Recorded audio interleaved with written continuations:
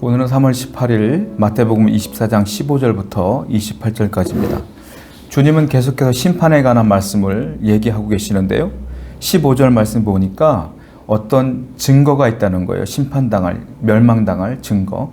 그것이 무엇이냐?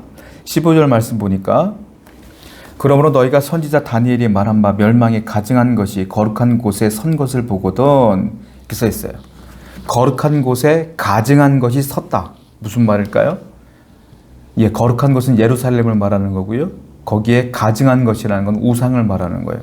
실질적으로 AD 70년도에 티투스 장군이 예루살렘을 멸망시키면서 예루살렘 성전에다가 우상을 세웠어요. 신상을 세웠단 말이에요.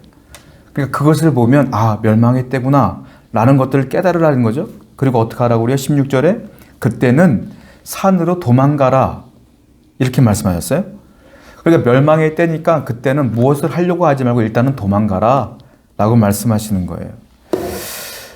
마치 도망가라 그러니까 예수님께서 비겁하게 모든 걸 포기하라는 것처럼 보이는데 예수님께서 하신 말씀을 잘 들으셔야 돼요. 도망가야 됩니다. 왜냐하면 사람들이 생각할 때 나는 그 어려움과 그 시험을 이길 수 있다고 착각을 해요. 그래서 사람은 연약한 존재이기 때문에 환난과 고난을 이길 힘이 없어요. 그때는 도망을 가야 돼요. 그리고 주님께서 하신 말씀은 뭐냐면 이 예루살렘 성전이라는 그 건물이 무너지는 것과 예수님이 이 땅에 오셔서 우리를 구원하실 구속사와는 전혀 상관이 없는 것이다라는 거예요. 그러니까 너희들이 구원받는 데는 예루살렘 성전이 있느냐 없느냐는 중요하지 않으니 일단은 목숨은 살아야 되는 거 아니냐. 도망가라. 이렇게 말씀하시는 거예요. 우리는 신앙생활 할 때 분별을 잘 해야 돼요. 이것이 정말 주님의 뜻이냐? 이거 주님께서 원하시는 것이냐? 아니면 내가 원하는 것이냐? 아니면 내가 그냥 습관적으로, 형식적으로 그동안 해왔기 때문에 중요하다고 여기는 것이냐? 이걸 잘 분별하며 신앙생활을 해야 된다라는 거예요. 주님께서는 분명히 말해요. 예루살렘 성전이 구속사와는 상관이 없기 때문에 무너지는 것이다. 그러니까 너희들은 어떻게 하냐? 도망가라. 사람들은 이 환난을 만나면 내가 싸워 이길 수 있다고 생각을 하지만 막상 고난과 환난을 마주치게 되면 이 사람들은 죄인이기 때문에 이 안에서 그걸 이기기 위한 탐욕과 욕심들이 생겨나가며 또 다른 죄를 짓게 돼 있어요. 그러니까 어려움을 만나면 어떻게 되느냐? 도망가라. 어디로 도망가요? 하나님의 성전으로 도망가라. 능력 있는 성령의 품으로 도망가야 된다. 문제가 있습니까? 환난이 있어요? 도망가십시오. 어디로요? 성령의 품으로 도망가십시오. 하나님께 맡기십시오. 기도하십시오. 그것이 주님께서 원하시는 것이다. 그런데 17절부터 20절 말씀을 쭉 보게 되면 도망가는데 방해하는 것들이 있다는 거예요. 자, 17절에 뭐라고 썼습니까? 지붕 위에 있는 자는 집 안에 있는 물건을 가지러 내려가지 말고 밭에 있는 자는 겉옷을 가지러 뒤로 돌이키지 마라. 그러니까 물건들에 대한 얘기예요. 그리고 19절은 아이벤 자들과 젖먹인 자들에게 화가 있으리로다. 잘 도망갈 수 없으니까. 이게 무슨 말이냐면 도망가는데 방해 요소가 있는데 그게 뭐예요? 내가 그동안 벌어놓은 돈, 땅, 집 이런 소유들이 있잖아요.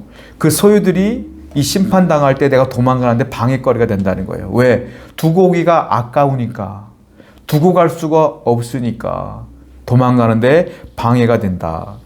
물론 이 소유, 우리가 가지고 있는 모든 재물, 처지, 상황 이 모든 것들은 중요해요. 우리는 수도원에 사는 게 아니잖아요.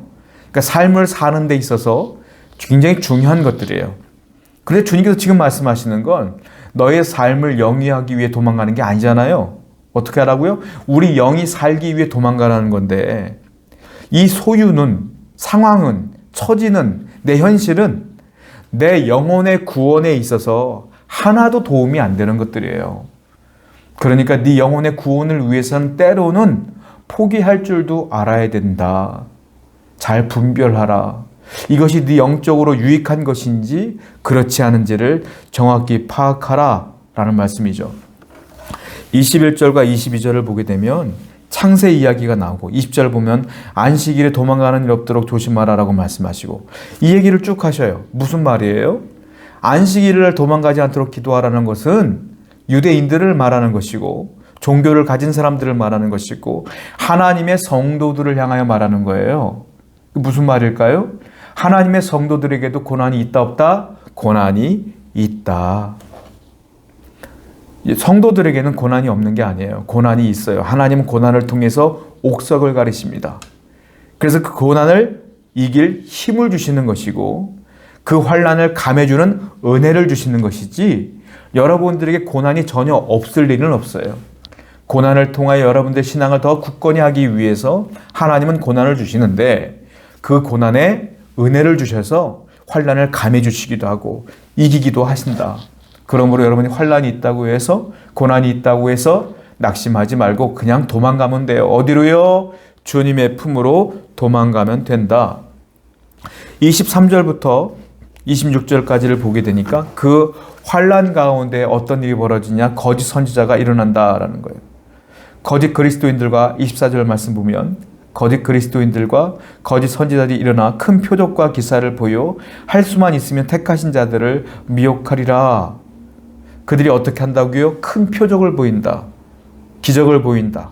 기사를 보인다. 능력을 보인다. 그러면서 환난 당하는 사람들을 미혹하는 거예요. 일로 와라. 내가 다 고쳐줄게. 내가 다 해결해 줄게. 그런데 조심하라는 거예요. 여기서 우리가 알 수 있는 것은 거짓 선지자들도 능력이 있다. 기적을 보인다.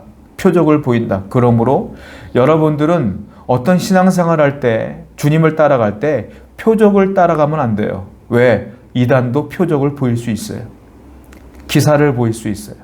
능력을 나타낼 수 있어요. 왜? 마귀도 할 수 있으니까.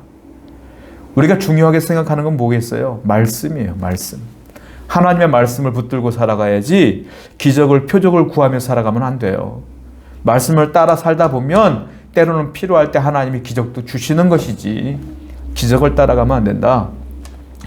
거짓 선지자와 예수 그리스도를 분별할 수 있는 방법이 있죠. 이미 말씀해 주셨어요. 뭐라고요? 주님은 사랑으로 기준으로 삼아라 그랬어요. 거짓 선지자들은 우리를 도둑질하고 멸망하고 죽이려고 할 뿐이다. 그들 능력이 있어도 그들은 너희들을 도둑질할 것이다. 너희들의 돈을 다 빼앗을 것이고 영혼을 빼앗을 것이고 결국 너희들을 죽일 거야. 그러니까 예수님은 어떻게 했어요? 나를 너무 사랑해서 대신 십자가에서 죽으셨어요. 그러니까 사랑이 기준점이 돼야 된다. 예수님이 나를 얼마나 사랑한지를 분명히 알아서 예수님을 따라가는 여러분 되기를 축원드립니다. 어려움을 당합니까? 주님께로 피하십시오. 고난 당합니까? 주님께로 피하십시오. 아무리 어렵고 힘들어도 표적을 구하지 마십시오. 주님의 사랑을 기억하며 주님께로 도망가면 주님께서 그 은혜를 주심으로 여러분들의 문제를 해결해 주십니다. 기도합시다. 환난이 있어도 어려움이 있어도 맞서지 아니하며 도망가게 해 주옵소서.